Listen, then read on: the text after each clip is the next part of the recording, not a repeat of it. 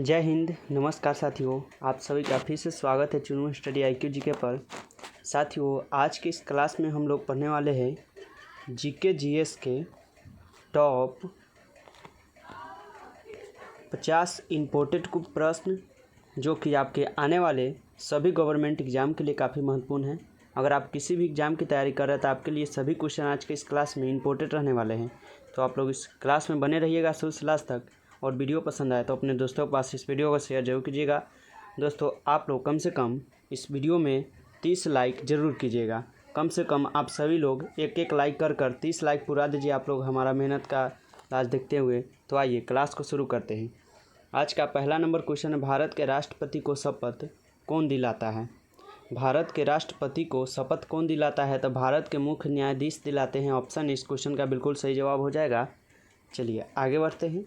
अगला नंबर प्रश्न क्या है, भारत का प्रथम वायसराय कौन था? साथियों, सभी क्वेश्चन आपके एग्जाम से रिलेटेड हैं और प्रीवियस ईयर के क्वेश्चन है, तो आप लोग सभी क्वेश्चन को याद करते चलिएगा क्योंकि एग्जाम में सभी पूछे गए प्रश्न हैं। भारत का प्रथम वायसराय कौन था?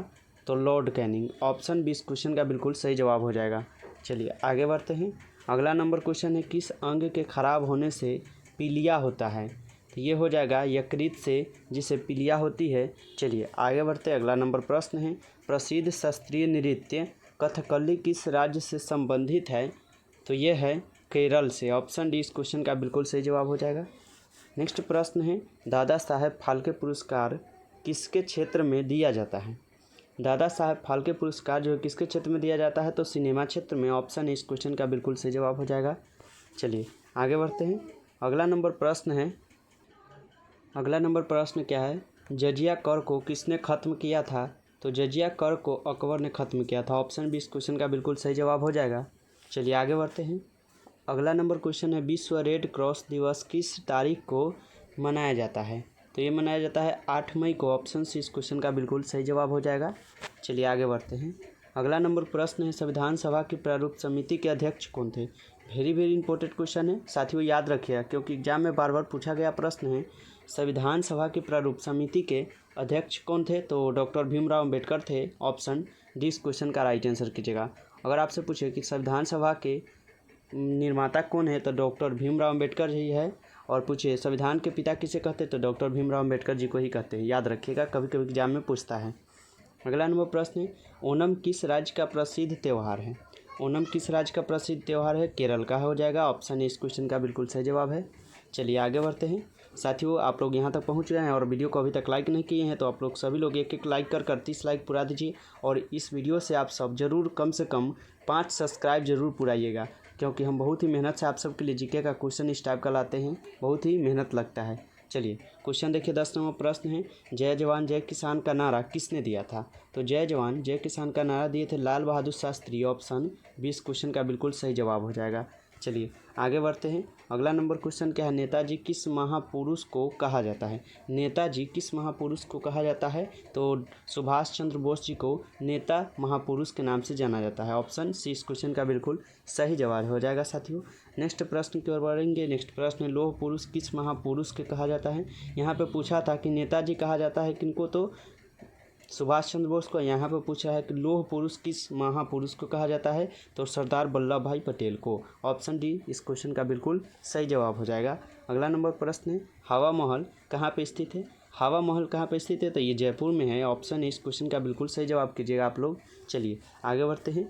अगला नंबर क्वेश्चन है, सिखों का प्रमुख त्यौहार कौन सा है? सिखों का प्रमुख त्यौहार कौन सा है? तो बैसाखी हो जाएगा। ऑप्शन 20 क्वेश्चन का बिल्कुल सही जवाब हो जाएगा। चलिए आगे बढ़ते हैं।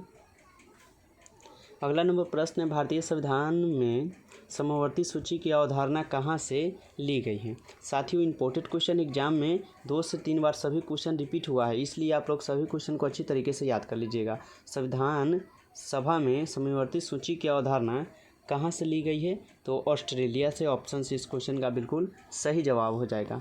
अगला नंबर प्रश्न की ओर बढ़ेंगे। अगला नंबर प्रश्न है, भारतीय संविधान में संसदीय प्रणाली कहाँ से ली गई है? भारतीय संविधान में संसदीय प्रणाली कहाँ से ली गई है? तो इंग्लैंड से। ऑप्शन डी इस क्वेश्चन का बिल्कुल सही जवाब हो जाएगा। चलिए आगे बढ़ते हैं। अगला नंबर क्वेश्चन है, गोवा की राजधानी कहाँ है? गोवा की राजधानी कहाँ पे है? तो पणजी में है। ऑप्शन ए इस क्वेश्चन का सही जवाब कीजिएगा। नेक्स्ट प्रश्न है, किस नदी को बिहार का शोक कहा जाता है? किस नदी को बिहार का शोक कहा जाता है? तो कोसी नदी को बिहार का शोक कहा जाता है। ऑप्शन बी इस क्वेश्चन का बिल्कुल सही जवाब हो जाएगा। नेक्स्ट प्रश्न की ओर बढ़ेंगे। नेक्स्ट प्रश्न है, कार्डमम पहाड़ी या इलायची पहाड़ी कहाँ पे स्थित है? तो केरल में। ऑप्शन सी इस क्वेश्चन का बिल्कुल सही जवाब कीजिएगा आप लोग। आगे बढ़ते हैं। अगला नंबर प्रश्न है, ओवा जनजाति किस राज्य से संबंधित है? ओवा जनजाति जो है किस राज्य से संबंधित है? तो असम से। ऑप्शन डी इस क्वेश्चन का बिल्कुल सही जवाब हो जाएगा। चलिए अगला नंबर क्वेश्चन है, प्रथम जैन संगीति कहाँ आयोजित की गई थी? प्रथम जैन संगीति जो है कहाँ पे आयोजित हुई थी? तो पाटलिपुत्र में। ऑप्शन ए इस क्वेश्चन का राइट आंसर कीजिएगा। चलिए नेक्स्ट प्रश्न देखते हैं। नेक्स्ट प्रश्न है, ईस्ट इंडिया एसोसिएशन की स्थापना कहाँ की गई थी? कहाँ पे किया था? तो लंदन में हुआ था। ऑप्शन बी इस क्वेश्चन का बिल्कुल सही जवाब हो जाएगा साथियों। चलिए आगे बढ़ते हैं। अगला नंबर प्रश्न है, केसरी समाचार पत्र के संस्थापक कौन थे? केसरी समाचार पत्र के संस्थापक कौन थे? तो बाल गंगाधर तिलक। ऑप्शन सी इस क्वेश्चन का बिल्कुल सही जवाब हो जाएगा। नेक्स्ट प्रश्न है, पश्चिम बंगाल में किस फसल का सर्वाधिक उत्पादक किया जाता है? पश्चिम बंगाल में जो है किस फसल का सर्वाधिक यानी ज़्यादा उत्पादक किया जाता है? तो धान का, जिसे हम लोग चावल भी बोल सकते हैं, ठीक है। चलिए आगे बढ़ते हैं। अगला नंबर प्रश्न देखते हैं। अगला नंबर प्रश्न, कृष्णदेवराय किसके समकालीन थे? कृष्णदेवराय जो है किसके समकालीन थे? तो बाबर के थे। ऑप्शन इस क्वेश्चन का बिल्कुल सही जवाब हो जाएगा। आगे बढ़ते हैं। अगला नंबर क्वेश्चन है, पाल वंश का संस्थापक कौन था? पाल वंश का संस्थापक कौन था साथियों? तो गोपाल था। ऑप्शन बी इस क्वेश्चन का बिल्कुल सही जवाब हो जाएगा। नेक्स्ट प्रश्न है, सेन वंश का संस्थापक कौन था? सेन वंश का संस्थापक कौन था? तो सामंत सेन थे। ऑप्शन सी इस क्वेश्चन का बिल्कुल सही जवाब हो जाएगा। नेक्स्ट प्रश्न की ओर बढ़ेंगे। नेक्स्ट प्रश्न, पुस्तक वार एंड पीस के लेखक कौन है? वार एंड पुस्तक के लेखक कौन हैं? तो ये हैं लियो टॉल्स्टॉय। ऑप्शन डी इस क्वेश्चन का बिल्कुल सही जवाब हो जाएगा। आगे बढ़ते हैं। अगला नंबर क्वेश्चन है, सूर्य के सबसे नज़दीकी ग्रह कौन सा है? सूर्य के सबसे नज़दीकी ग्रह कौन है? तो बुध है। ऑप्शन इस क्वेश्चन का बिल्कुल सही जवाब हो जाएगा। अगला नंबर क्वेश्चन है, कंचनजंगा पर्वत श्रेणी कहाँ पे स्थित है? कंचनजंगा पर्वत श्रेणी जो है कहाँ पे स्थित है? तो सिक्किम में। ऑप्शन बी इस क्वेश्चन का बिल्कुल सही जवाब होगा। चलिए आगे बढ़ते हैं। अगला नंबर क्वेश्चन है, भाखड़ा नागल परियोजना किस नदी पर स्थित है? भाखड़ा नागल परियोजना जो है किस नदी पर स्थित है? तो ये हैं सतलज नदी पर, यानी सतलज या सतलुज भी बोल सकते हैं। ऑप्शन सी इस क्वेश्चन का बिल्कुल सही जवाब होगा। ऑप्शन अगला नंबर क्वेश्चन की ओर बढ़ेंगे। अगला नंबर क्वेश्चन है, हीराकुंड बांध परियोजना किस नदी पर स्थित है? हीराकुंड बांध परियोजना जो है किस नदी पर स्थित है? तो दामोदर नदी पे। ऑप्शन इस क्वेश्चन का बिल्कुल सही जवाब करेंगे हम लोग। चलिए आगे बढ़ते हैं। अगला नंबर प्रश्न है, नागार्जुन सागर परियोजना किस नदी पर स्थित है? नागार्जुन सागर परियोजना जो है किस नदी पर स्थित है? तो कृष्णा नदी पर। ऑप्शन है इस क्वेश्चन का बिल्कुल सही जवाब हो जाएगा। अगला नंबर प्रश्न है, डायोनेमा के आविष्कारक कौन है? डायोनेमा के आविष्कारक कौन है? तो ग्राहम बेल है। ऑप्शन डी इस क्वेश्चन का बिल्कुल सही जवाब होगा। अगला नंबर प्रश्न, नींबू में कौन सा अम्ल पाया जाता है? तो नींबू में कौन सा अम्ल पाया जाता है? साइट्रिक अम्ल। ऑप्शन सी इस क्वेश्चन का बिल्कुल सही जवाब होगा। चलिए आगे बढ़ते हैं। अगला नंबर क्वेश्चन है, कॉफ़ी का पीएच मान कितना होता है? तो कॉफ़ी का अगर आपसे पीएच मान पूछे तो आप लोग 5 याद रखिएगा। ऑप्शन डी यानी। चलिए आगे बढ़ते हैं। अगला नंबर प्रश्न है, मानव रक्त का पीएच मान कितना होता है? तो अगर मानव रक्त का अगर आपसे एग्जाम में पीएच मान पूछे तो आप लोग 7/4 याद रखेंगे, यानी ऑप्शन ए इस क्वेश्चन का बिल्कुल सही जवाब होगा। चलिए आगे बढ़ते हैं। अगला नंबर प्रश्न है, फलों को पकाने में किसका प्रयोग किया जाता है? फलों को पकाने में किसका प्रयोग किया जाता है? तो एथिलीन का प्रयोग किया जाता है। ऑप्शन बी इस क्वेश्चन का बिल्कुल सही जवाब हो जाएगा। नेक्स्ट प्रश्न है, कवक की कोशिका भित्ति किसकी बनी होती है? कवक की जो कोशिका भित्ति बनी होती है वो किसका बनी होती है? तो ये बनी होती है काइटिन की। ऑप्शन सी इस क्वेश्चन का बिल्कुल सही जवाब हो जाएगा। नेक्स्ट प्रश्न है, एटीपी का निर्माण कहाँ होता है? एटीपी का निर्माण कहाँ पे होता है ये पूछ रहा है। तो एटीपी का निर्माण होता है माइटोकॉन्ड्रिया में। ऑप्शन डी इस क्वेश्चन का बिल्कुल सही जवाब हो जाएगा। अगला प्रश्न है, अगला नंबर प्रश्न क्या है, टेथ इन बनारस पुस्तक के लेखक कौन है। टेथ इन बनारस के पुस्तक के लेखक कौन है, तो जोनाथन पैरी है। ऑप्शन इस क्वेश्चन का बिल्कुल सही जवाब हो जाएगा साथियों। अगला नंबर प्रश्न क्या है, निम्नलिखित में से कौन सा है जैव डीजल पौधा। निम्नलिखित में से कौन सा जैव डीजल पौधा है ये बताना है, तो ये हो जाएगा जेट्रोभा। ऑप्शन बी इस क्वेश्चन का बिल्कुल सही जवाब हो जाएगा।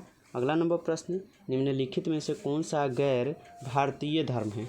बताइए, निम्नलिखित में से कौन सा एक गैर भारतीय धर्म है, तो यहूदी धर्म। जो गैर यानी ये गैर है, ठीक है, ये कि सिख जैन बौद्ध क्या है, गैर नहीं है, लेकिन यहाँ पे यहूदी जो है गैर धर्म है। चलिए आगे बढ़ते हैं।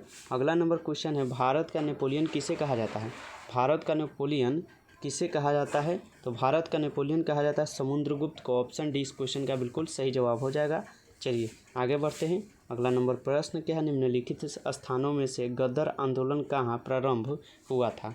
निम्नलिखित स्थानों में से गदर आंदोलन कहाँ पे प्रारंभ हुआ था, तो अमेरिका में। ऑप्शन ए इस क्वेश्चन का बिल्कुल सही जवाब हो जाएगा। चलिए आगे बढ़ते हैं। अगला नंबर प्रश्न क्या है, निम्नलिखित में से अलीगढ़ मुस्लिम विश्वविद्यालय की स्थापना किसने किया था। निम्नलिखित में से अलीगढ़ मुस्लिम विश्वविद्यालय की स्थापना किसने किया था, तो sir Syed Ahmad Khan. Option B इस क्वेश्चन का बिल्कुल सही जवाब होगा साथियों। अगला नंबर प्रश्न है, पारंपरिक फुलकारी कढ़ाई शैली किस राज्य में सबसे ज़्यादा प्रसिद्ध है, तो पंजाब में हो जाएगा। ऑप्शन सी इस क्वेश्चन का बिल्कुल सही जवाब हो जाएगा। नेक्स्ट नंबर प्रश्न है, सुंदरवन का डेल्टा किस राज्य में स्थित है। सुंदरवन का डेल्टा जो है किस राज्य में स्थित है, तो यह है पश्चिम बंगाल। ऑप्शन डी इस क्वेश्चन का बिल्कुल सही जवाब हो जाएगा। नेक्स्ट प्रश्न है, भारत की सबसे बड़ी जनजाति कौन सी है। भारत की सबसे बड़ी जनजाति पूछे तो भील। ऑप्शन इस क्वेश्चन का बिल्कुल सही जवाब हो जाएगा। चलिए नेक्स्ट प्रश्न है, भारत के कुल कितने राज्य पड़ोसी देशों की सीमा से लगे हैं। भारत के कुल कितने राज्य जो है पड़ोसी देशों की सीमा से लगे हुए हैं, तो ये हैं 17 राज्य। ऑप्शन बी इस क्वेश्चन का बिल्कुल सही जवाब हो जाएगा। दोस्तों आज के इस क्लास में टॉप 50 इंपोर्टेंट क्वेश्चन था, तो आप लोग 50 में से कितना सही किए हैं आप लोग अपना स्कोर बताइए कमेंट बॉक्स में। तब तक हम आप लोगों का इंतजार करेंगे, और ये वीडियो कैसा लगा है कमेंट बॉक्स में ज़रूर बताइएगा। वीडियो पसंद आया तो वीडियो को लाइक कीजिए, कम से कम 30 लाइक आप लोग कर दीजिए इस वीडियो पर, और 5 सब्सक्राइब आप लोगों का फर्ज है कि 5 सब्सक्राइब आप लोग जरूर कीजिएगा इस चैनल पे। तो चलिए हम किसी नेक्स्ट वीडियो में मिलते हैं, तब तक के लिए जय हिंद, वंदे मातरम साथियों।